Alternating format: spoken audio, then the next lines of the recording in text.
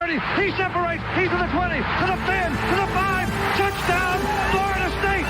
Warwick got up third down. Winky, wants to throw the knockout punch to Warwick. Warwick open.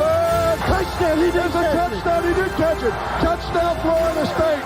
Oh, Peter Warwick, how'd you do that?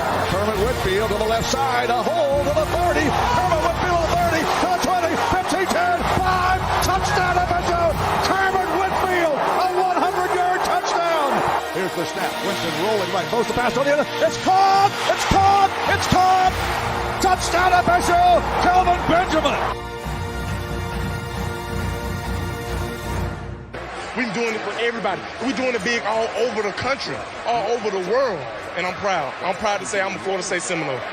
This is the Garnet and Old Podcast with your hosts, Ryan Eastman and Vince Ciccarelli. Thursday night, a Garnet and Old, a really special occasion. We do have Vince here. Usually it's me and Vince, but Vince is on the road traveling to take his daughter to college. So he is going to be here from his car, but no video tonight because that would not be safe. But we have a lot of special guests tonight. So I'm going to go around the room, introduce yourself, tell the people watching where they can find you and how they can watch you. You want me to go first, Moen? Yeah, let's do it. Go. For one thing, I can attest that Moen is the most arrogant Buckeye fan. So that is true. His name and title is absolutely fits him. My name's Nathan Bomber Brown. I go by Bomber online, and I have a couple of shows called the Big 12 Mafia Show and the Holy Rivals Show. They're both on YouTube. And we basically cover all things college football and then the Holy War with BYU and Utah. So there's a lot going in college athletics right now, and realignment's definitely part of that. And I'm glad to be here with Ryan and Vince. My name is Moen. I hate Notre Dame. I hate Jack Swarbrick. I hate Greg Sankey. I hate ESPN. You can also find me on Nate's show from time to time talking about the things I hate. You can find my YouTube brand Moen Vision on YouTube, and coming soon, Moen Sports. And yes, the title is correct. I am the most arrogant Buckeye fan. Several Notre Dame people felt the need to DM that to me after Greg Pflugart's show today. That's fantastic. And I'm going to bring Vince off of mute here for a second. Vince, how are you doing today, my friend? Hey, thank you, Ryan. I'm going to try not to cause any accidents around me here, but today's a big day. We're taking my baby off to school. And just wanted to chime in every now and then on the show. So looking forward to it. And Vince, just so you can be safe and not, run your vehicle off the road, because that would not be a good thing on the way to taking your daughter to college. I'll just specifically call on you. That way you know when you're off mute, all right? Roger that. All right, very cool. So some big news today. We have a ton to talk about tonight. If you have any questions while we're talking about these things, pop it in the comments. We'll try to bring you up on the show and answer any questions people have. Well, let's get right into it. So today I've been texting all day. I've been in DMs all day. And what I can say is things are heating up for Florida State specifically and the SEC, not the Big Ten, the SEC. So from what I've been told and what those around me are hearing is that Florida State and Clemson, there may be others, so those are really the only two I have inside info about, are very, very in-depth talks to join the SEC. Now, there's a lot of things that would have to happen for that to actually make sense. But what's really amazing is that we're hearing that the Big Ten has basically succumbed to, hey, we understand that Florida State and Clemson are going to the SEC and have ceased any kind of serious conversation. So I'm gonna start with you, Mr. Bomber. The real question of the day, will FSU and Clemson end up in the SEC? So what was it, 3 weeks ago when this first came up, I think you and Vince brought it to our attention. Maybe it was a full month ago that this could be happening. You were hearing things and we were started to track it at that point. I actually had always thought that they would end up in the SEC. Other people like this guy right here, Yeah. that actually it was going to be the Big Ten. So at the end of the day, they were both circling. There's nothing about being right or wrong there. It's just which makes more logical sense. And while it would be great if the Big Ten could reach into the Southeast, I mean the SEC is like a Great Wall of China. Try getting into it. Try burying yourself on the backside of it, and that's really what that would have been. So at the end of the day, do they move now? That's the only question I have. I think eventually they do, but is it in 23? I don't know. I think this might come around again next year. What about you, Bone? I say the hen is the smartest animal in the barnyard because she waits till she laid the egg before she cackles there. We have to see Florida State pull the trigger yet. I've been told by 3 people, check the Board of Trustees site over the next 24 hours. Mm-hmm. That was about 36 hours ago. So we're still waiting for Florida State. Does Florida State pull that trigger? That really is the question. I mean, it comes down to one thing. Will FSU announce that they're leaving the ACC before August 15th? And I'm going to bring Vince in. Vince, what do you make of all this talk regarding FSU and the SEC? Yeah, I missed that. Sorry. I've always been a proponent of the big, you know that, and it's kind of petty of me, but that's the way I felt. And the more it's leaning toward the SEC now at this point, I mean, we've always said from the very beginning the SEC is the better cultural fit, and there's there's a lot of benefits to doing that. I still can't foresee the SEC kind of eating their hat a little bit and making it happen. So we'll see what happens. But, that's what you're hearing today. I've heard a couple of similar things. We'll see where it goes. Perfect. And I will say this, the August 15th date for everyone listening, super important. And I've been told without hesitation, and this is like people that don't run things every day, don't post stuff every day on Twitter. They're very careful that before the 15th is happening. So really what that means is either tomorrow or Monday. You're not going to get the announcement over the weekend. They're not going to do a board of trustees meeting or any kind of official announcement over the weekend. So right. The 24-hour notice that Moen, has been made aware of as far as watching the board of trustees meeting, absolutely. I think it could be Friday. I think tomorrow is more likely than Monday. But the real question is, I mean, do you believe that Florida State is going to announce before the 15th, or does this carry on a full year? Because they have to wait a full year if they do not. Let's go to you, Walmer. At the end of the day, that 15th is it's the Damocles sword sitting over the neck of the ACC, and I don't know if they're going to be able to pull it off or not. I just think there's so many complications, and yeah, they can get the money to do it. I said, what was it, Vince? I said $500 million, right? And everybody thought I was joking, and no, I was a serious, educated guess. I thought it might be $500 million to get out. And the thing is if you can get something for 50 cents and they're trying to renegotiate it and say, I want to now make $1, but you can't force me to, then why wouldn't you stay at 50 cents? They have no incentive to break the thing up. ESPN, I think at this point, especially if the Big Ten's pulled out, I don't know what the incentive is to move as far as ESPN is concerned. Mo, what do you think about the 15th? Do you think I mean, could it happen? Sure. ESPN likes money. I think the people at ESPN have at least enough intelligence to see which way the wind's blowing.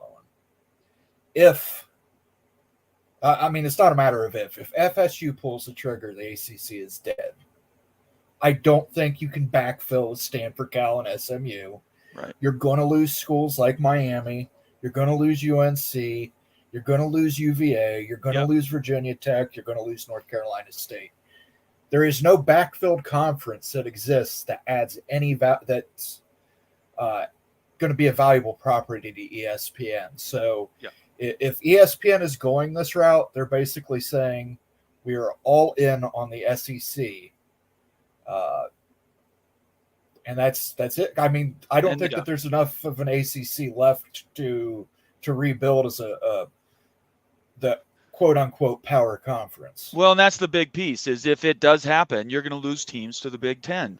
You're basically going to give them a free exit. They don't have to pay a Gore fee. They don't have to do anything. Yep. I'm telling you right now, the Gore. I'm going to have Bob Thompson on my show tonight at 8:30 Eastern, and I'm going to ask him this question: what is the incentive for ESPN to break up a conference that they already have at a cut rate?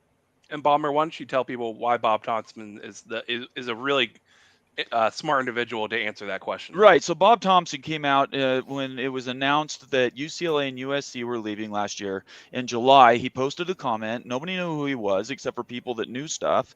And he said, hey, this realignment stuff's going to get kind of crazy.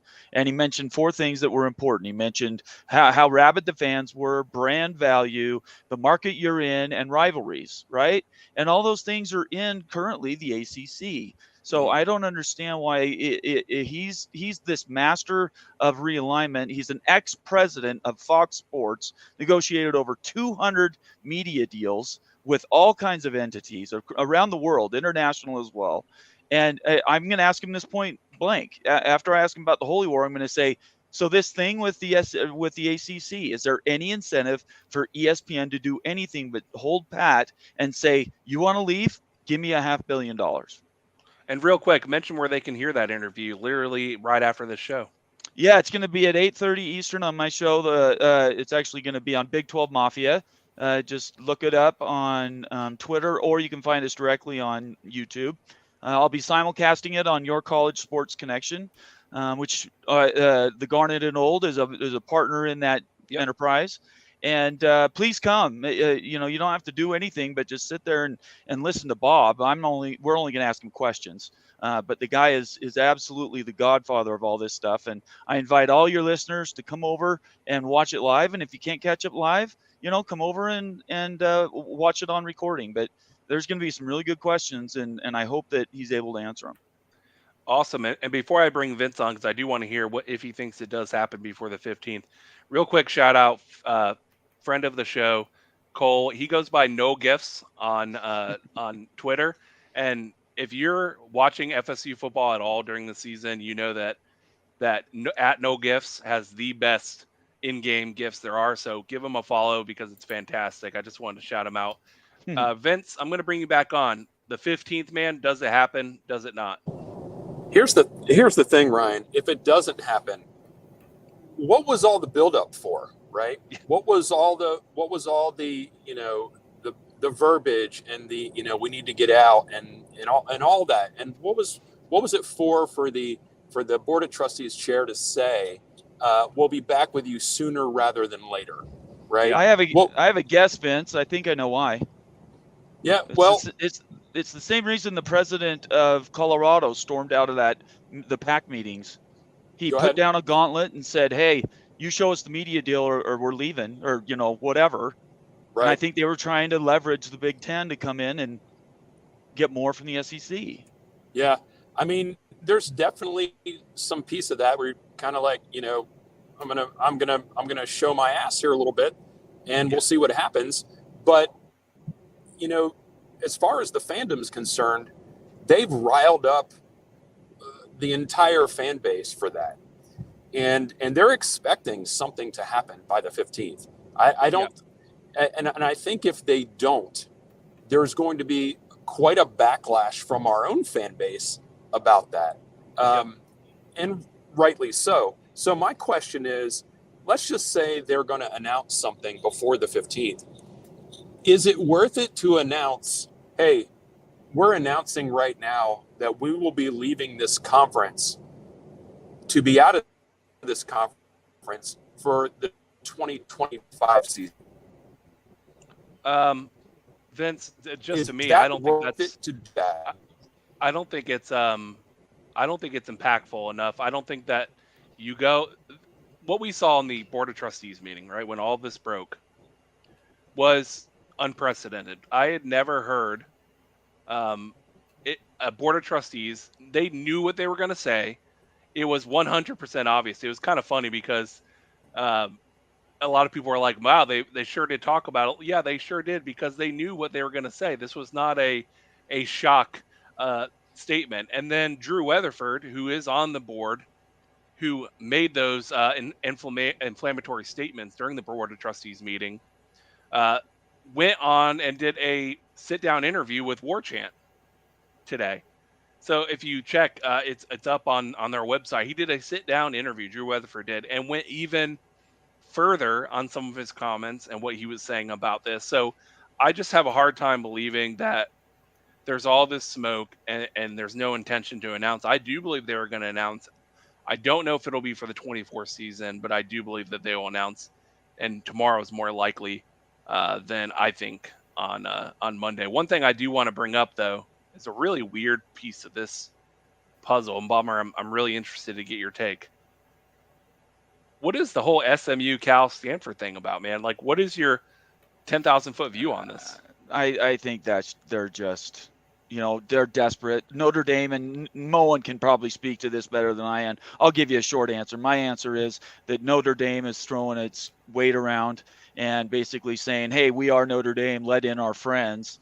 And the SMU thing's just a tag along that carries no weight.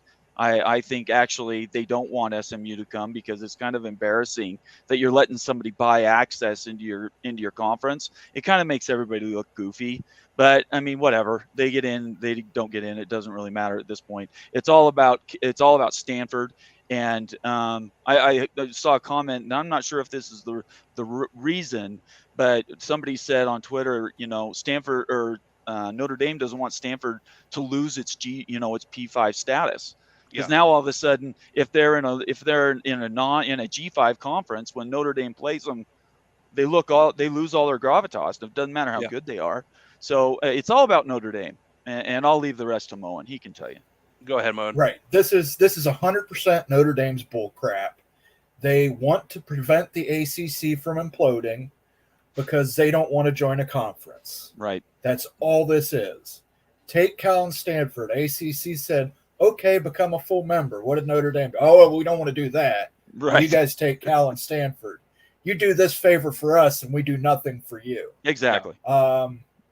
And I guarantee you, if they would just agree to do that, Cal and Stanford would have had every vote today. It's the same thing with the Big Ten. If they agreed to join the Big Ten, Cal and Stanford would be Big Ten members tomorrow. This is all Notre Dame trying to protect their independence. Because the Big Ten is going to 10 conference games. They're probably going to start freezing Notre Dame out to focus on conference games for their media partners. So Notre Dame's just trying to keep their independence and prevent the inevitable.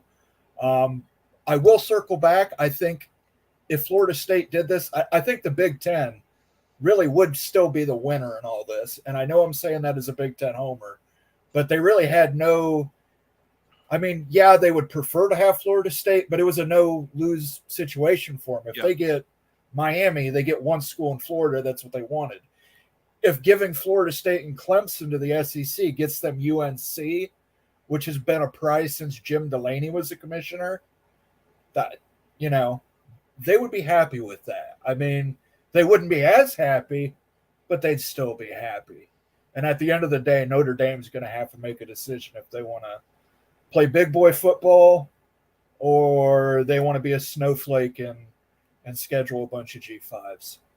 I could tell you as an ACC fan, not an ACC fan, a Florida State fan in the ACC, Notre Dame has been messing with the league for years. And it's so annoying because they're a conference member, partial only in football, but apparently they get a full vote in conference.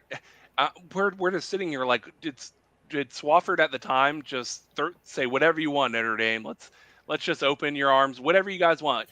Literally, what he did with the ACC is bend them over and let Notre Dame do whatever they want to do.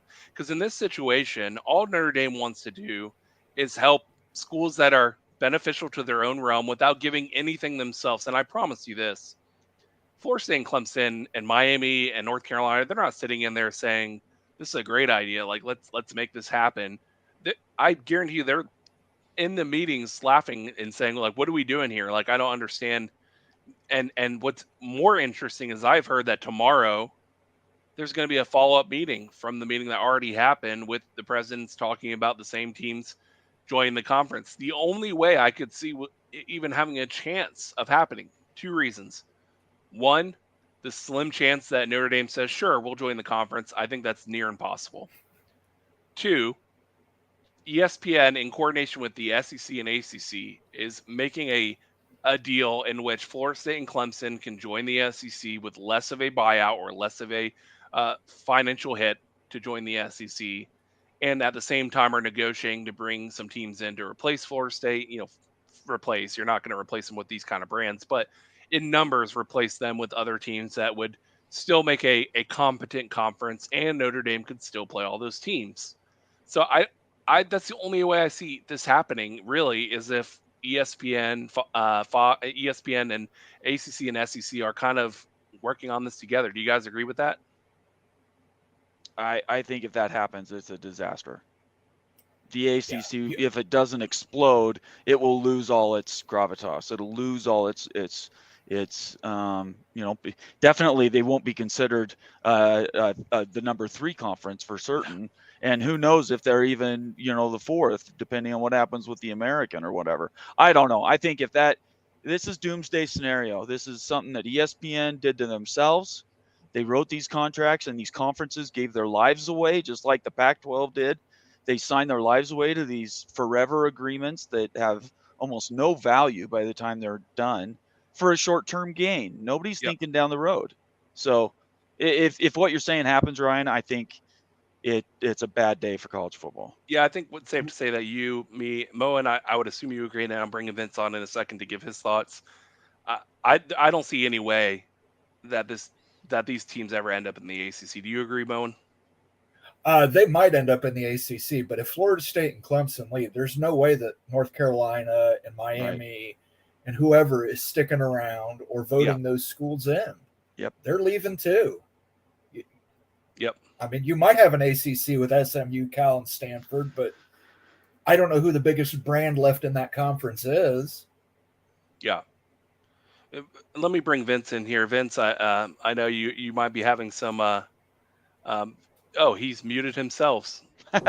No, I'm back. I'm back. Well, I'll tell you, 95. There's some interesting internet pockets here. Vince, what do you think about the SMU, Cal, Stanford?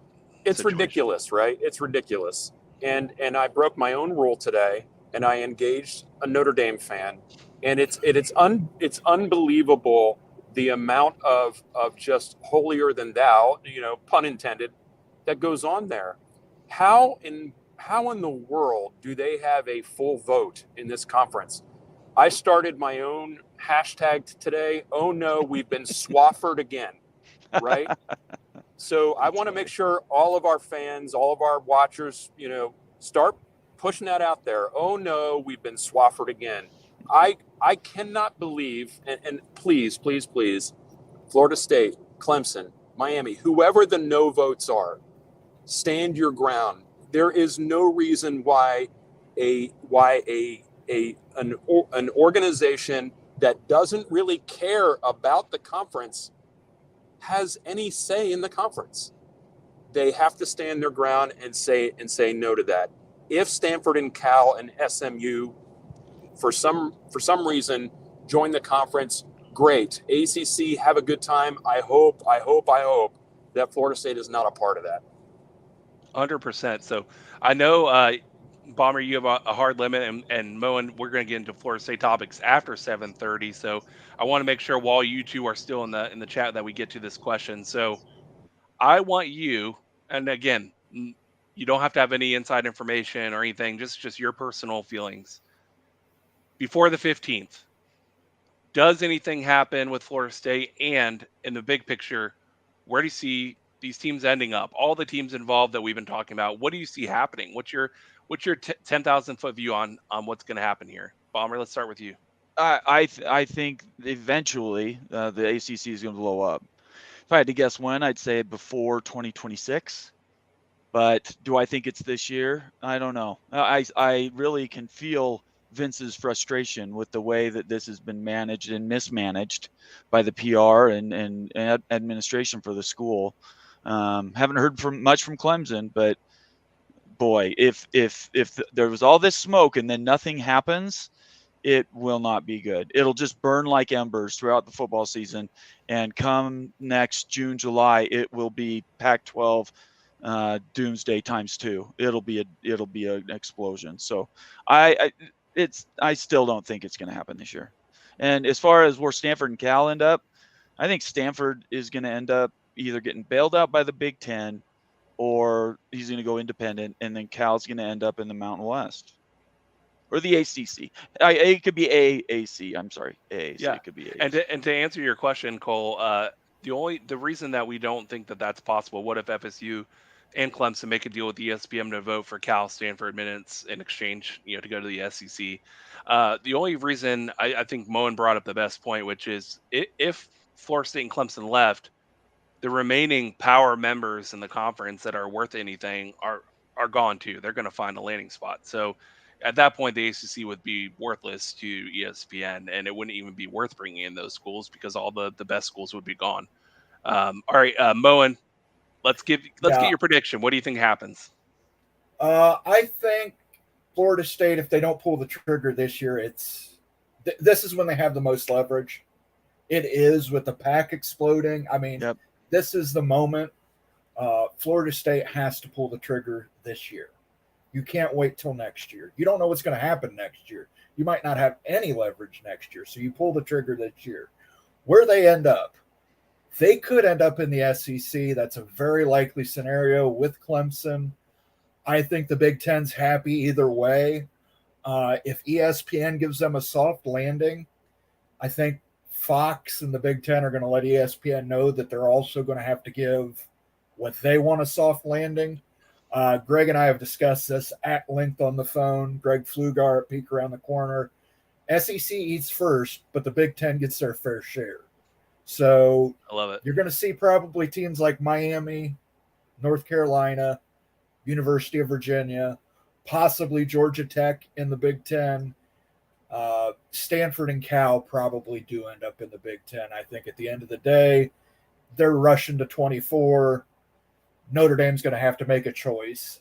They either stay independent or see if they can work some kind of special deal with the Big 12. But the Big 12 can take a look at how that's worked for every other conference they've ever done this special deal with and see how well, Absolutely. that always plays out. And Vince, let's get Vince's take. What happens, Vince, overall? What do you got?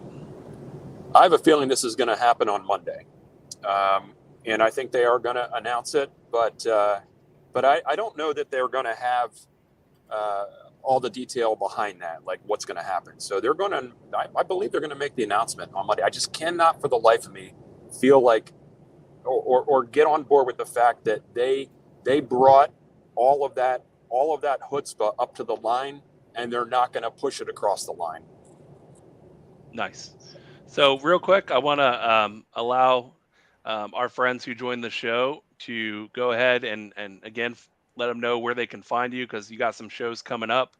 I really appreciate both of you. For all fans, stick around. Me and Vince are going to have another 30 minutes where we're going to talk about, practice and camp and all that fun stuff. So let's start with you, Bomber. Where can they find you? And I can't wait to see your show later tonight, man. Yeah, I'm excited too. Thank you. I appreciate your time, Ryan. Thanks for having me on. Got 2 shows. They're both tagged underneath my name right now. They're Big 12 Mafia and the Holy Rivals. You can find them both on YouTube. And it's getting to be like it's almost a daily show now. I never intended that to be, but there's been so much going on. And then tonight at 8:30 Eastern, we got Bob Thompson, retired president of Fox Sports, on the show, and we're really looking forward to that. So thanks for your time. I appreciate it. Absolutely. And Moen, where can they find you before you guys sign off? You can find me over on Nate's show most of the time complaining about stuff. But do tune in there tonight. I just want to thank both you and Vince. Nice to talk to people from a fan base who've actually done something since 1988 and have been productive conference members pulling their weight, unlike some schools out there that I won't name. Yep. I won't name any names, but it's Notre Dame. So go Buckeyes. Maybe we'll see Florida State in the playoffs this year. There you go. I hope so. Well, guys, it's been a pleasure. You guys be well. We'll see you next time, and I look forward to watching your show tonight. All right. Thanks for having us on. Appreciate it. Peace out. Thanks, See ya. guys. And I'm going to bring Vince in. Let me unmute him. Hey, Vince, welcome to the FSU portion of the Garden Old Show. Yeah, the FSU portion, and in case you didn't know, our fans probably know that the team was over in Jacksonville today. They sure were. Over in Ryan and I's neck of the woods. Absolutely. And hot day of practice in Jacksonville. Vince, I don't know if you can actually see our graphics, but I got our topics here. So one of my favorite things coming out of today was Mike Norvell's quote, which I have up on the screen. During practice, a breeze blew over the field, and Mike Norvell screamed, "Go away, wind." Nice. Yeah, he wanted it humid and hot. He wanted a pressure cooker is what he wanted. He got it. And I don't know that it's really any hotter in Jacksonville than it would have been in Tally. But, taking the team on the road and getting them out of their environment and putting them in basically a sauna, it's what you got to do. You're trying to create diamonds here, right? And pressure creates the diamonds. Vince, what do you say? Iron sharpens iron? I have often said that, but that's not my tagline. I believe that's a friend of ours. It is. It is a friend of the show. Vince, I'm putting up the graphic now. Travis, man, 7 on 7s, he was 10 for 11, and 11 on 11, he was 90% as well. Just lighting up the field, apparently. Like, he is unstoppable in practice. How excited are you about Jordan Travis this offseason? I'm obviously really excited about that.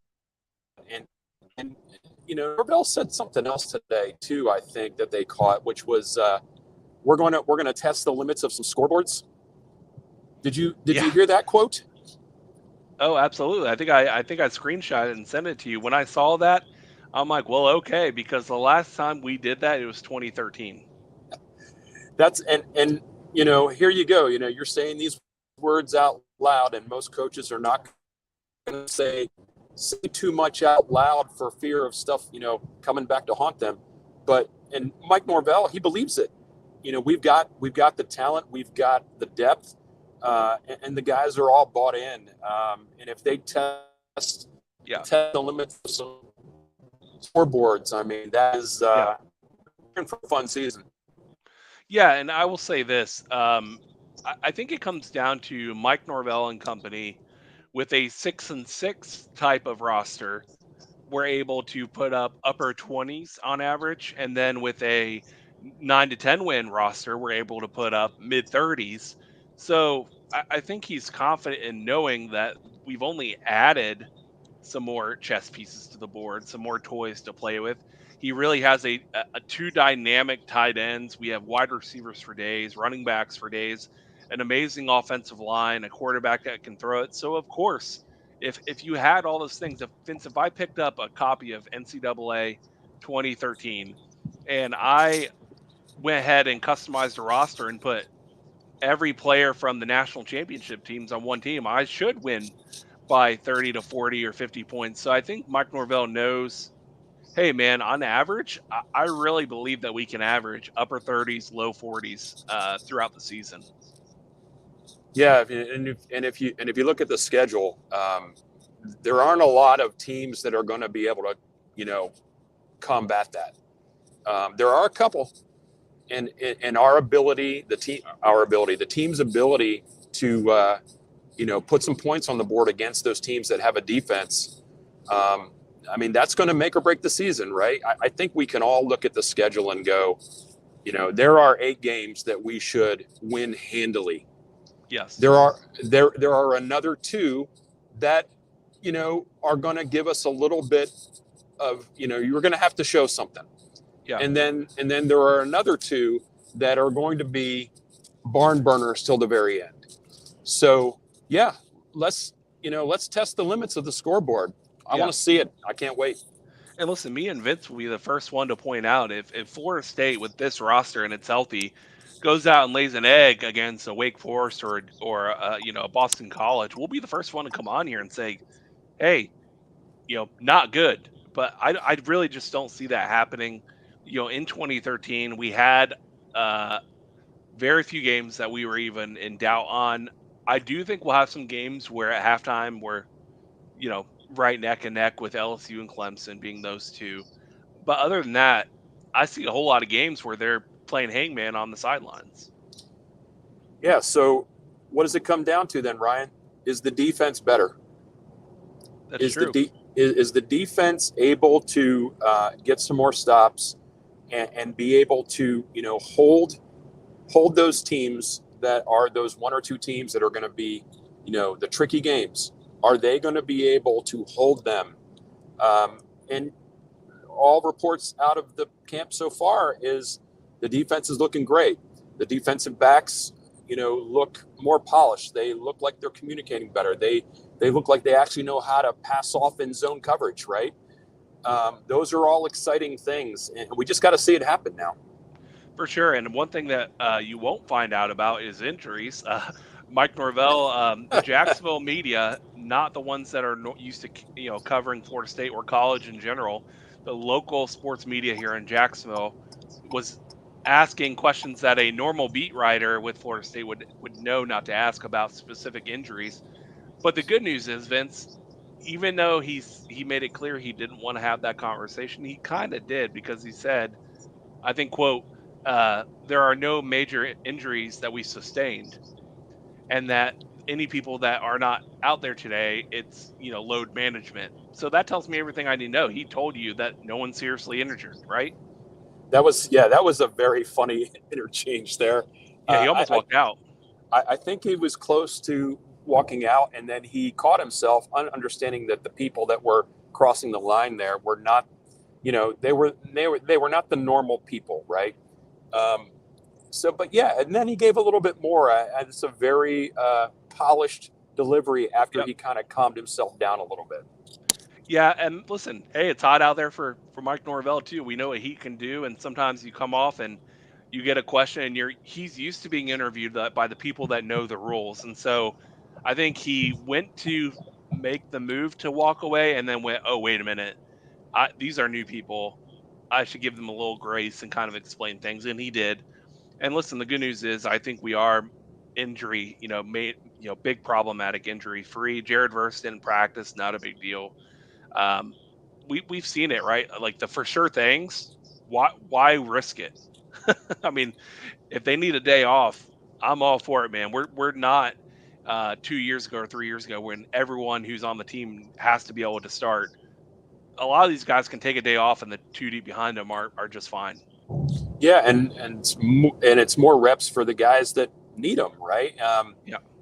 And think about when they were trying to figure out, earlier this year, who was coming back, who was going to go pro, all that kind of stuff. I'm sure those conversations were had then. Listen, you're going to come back. We're going to load manage you. We're not going to beat your body up. Provided you come back in shape and you come back ready to work. And from everything we've read, everything we've seen, the video clips we've seen, those guys that have come back when maybe people thought they weren't going to come back, they've come back with a vengeance, man. And there is no need to beat those guys to death. Right. They're ready to play. You just have to keep them. You have to get them up to that line and keep them there, right? You don't want to overwork them, but you don't want them to be rusty too. It's a very, very narrow band there of trying to keep them in that sure. sweet spot. Speaking of keeping someone in a sweet spot, Vince, I'm going to put the graphic up on here. Darrell Jackson's waiver was declined. How was that the sweet spot? We want to keep him here in Tallahassee in the sweet spot. But the sweet spot, yeah. the important thing here is that we thought, because I'm sure Florida State had probably already gone through the appeals process, and this was kind of the final ruling, for Darrell Jackson. But then out of nowhere, one Marco Rubio, local Florida senator, wrote a letter to the head of the NCAA, and basically said, hey, listen, the right thing to do here, pretty much in all circumstances regarding family, is to let this kid play, and we hope that you reconsider your options. So I really think that we have a shot still to get Daryl Jackson on the field. I hope that they reconsider, and I hope that more senators start writing to really kind of push the NCAA's hand on saying, listen, if kids are going to see their family because they're sick, we need to go ahead and let them go. Did I lose you, Vince? No, I'm still here. I was just trying to mute to make sure the road noise doesn't get bad. You're all good. So what do you think about Marco Rubio stepping up and writing that letter? I mean, I love it. Politics aside, I'm not promoting anybody, but that's that's the right thing to do. The right thing to do is for the NCAA to look at this not just from the family side. I mean, that to me that's logical, right? But how about from the timing side? Yeah. He transferred here under the guise of the old policies and procedures, and then Right. they change them, a month and a half later or whatever it is, and now they're going to hold not just him, but what about all the other people that transferred? And now they're going to hold them to that new policy and standard. I mean, the NCAA just continues to year after year one up themselves in terms of silliness and just lack of awareness. Yeah, read the room kind of, because listen, anyone who has a common sense or even knows someone who has had, a sick parent or a sick kid knows that that's most important. So if you need to be near family, let the kid play. That's not just Florida State. That's how we would be saying about anyone out there, any kid out there who was at any school that, relocated to be with their family. So I think it's the right thing to do, and I hope they do reconsider. I'm not sure they will, but I do hope that they do. Vince, is there anything else that we didn't touch on tonight that you want to bring up? I know you're on the road, kind of bringing your daughter to college right now. Do you want to? Is she in the car with you right now, Vince? I think we lost Vince, and he muted himself. But listen, when we're talking about waivers, just like Vince taking his daughter to college, Daryl Jackson needs to be allowed to play. So hashtag free Daryl Jackson. Yes, but Big 12 Mafia, Moen Vision, those guys are really good follows.